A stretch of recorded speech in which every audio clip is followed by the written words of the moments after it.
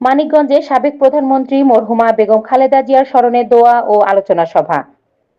মুক্তিযুদ্ধের চেতনা টিভি মানিকগঞ্জ জেলা প্রতিনিধি বীর মুক্তিযোদ্ধা মোহাম্মদ আজহার হোসেন। মানিকগঞ্জ জেলা জাতীয়তাবাদী মুক্তিযোদ্ধা দলের উদ্যোগে জাতীয় ঐক্যের প্রতীক সাবেক প্রধানমন্ত্রী মরহুমা বেগম খালেদা জিয়ার স্মরণে পবিত্র কোরআন তেলাওয়াতের পর আলোচনার সভা শুরু হয়। 31শে জানুয়ারি 2026 শনিবার সকাল 10টায় Manikganj Khandakar Nurul Islam law college academy প্রাঙ্গণে সাবেক প্রধানমন্ত্রী মরহুমা বেগম খালেদা জিয়ার স্মরণে দোয়া ও আলোচনা সভার আয়োজন করা হয়। অনুষ্ঠানে সভাপতিত্ব করেন বীর মুক্তিযোদ্ধা মোহাম্মদ সেলিম, আহ্বায়ক বাংলাদেশ জাতীয়তাবাদী মুক্তিযোদ্ধা দল মানিকগঞ্জ জেলা শাখা।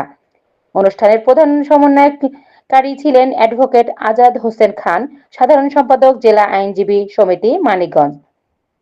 অনুষ্ঠানে প্রধান অতিথি হিসেবে উপস্থিত ছিলেন আসন্ন ত্রয়োদশ জাতীয় সংসদ নির্বাচনের বাংলাদেশ জাতীয়তাবাদী দল বিএনপির চেয়ারপারসনের উপদেষ্টা মণ্ডলীর সদস্য মানিকগঞ্জ, সাটুরিয়া ও তিন আসনের ধানের শীষের মনোনীত প্রার্থী জেলা বিএনপির আহ্বায়ক আফরোজা খানম রীতা।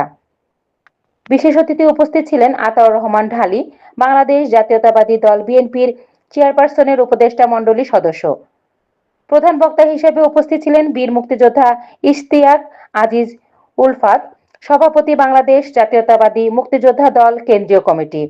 অনুষ্ঠানে বক্তব্য রাখেন অ্যাডভোকেট আ ফ ম নুসরাত আলম বাহার, প্রয়াত বিএনপির মহাসচিব খন্দকার দেলোয়ার হোসেনের ছেলে খন্দকার আক্তার হামিদ পবন, কৃষক দলের সভাপতি গোলাম কিবরিয়া সাইদ সহ সিনিয়র নেতৃবৃন্দ বক্তব্য রাখেন। কেন্দ্রীয় নেতৃবৃন্দদের বক্তব্যে বলেন, আমরা রীতা আপার জনপ্রিয়তা দেখে মুগ্ধ হয়েছি। উপস্থিত সকলের উদ্দেশ্যে বলেন, আপনারা রীতা আপাকে ধানের শীষে ভোট দিয়ে জয়যুক্ত করে দেশকে উন্নয়নের দিকে নিয়ে যাবেন। অনুষ্ঠানে বক্তব্যে রীতা বলেন, দল মত নির্বিশেষে আগামী নির্বাচনে ধানের শীষে ভোট দিয়ে দেশ ও জনগণের সাথে সেবা করার সুযোগ করে দিবেন। আমি আপনাদের পাশে ছিলাম, আছি, আগামীতেও আপনাদের পাশে থাকবো ইনশাআল্লাহ।